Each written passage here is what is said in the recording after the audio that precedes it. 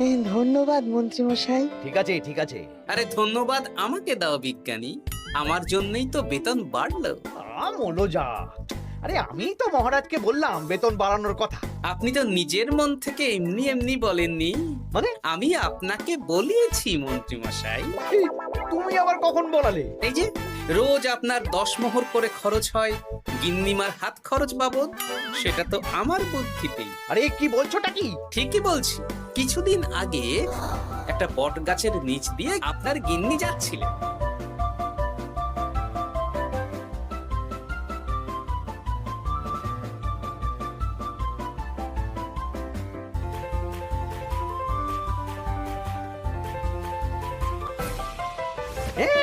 কি সব তোমার বুদ্ধিতে?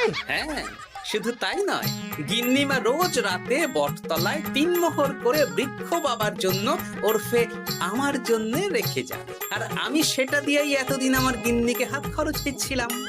হ্যাঁ নয় হ্যাঁ, কিন্তু আর লাগবে না, এবার তো বেতন বেড়ে গেল, আর কোনো সমস্যা হবে না।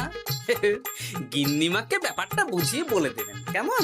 মানে গোপাল আপনার কাছ থেকে সোজা আঙুলে ঘি বের করতে পারেনি, তাই আঙুল বাঁকা করেছে, আর আপনি অমনি ছেঁকা খেয়েছেন। হ্যাঁ? ওরে বাবারে!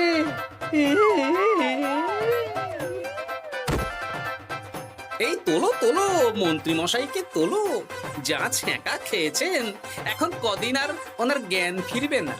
বৈদ্য, চিকিৎসা শুরু করো।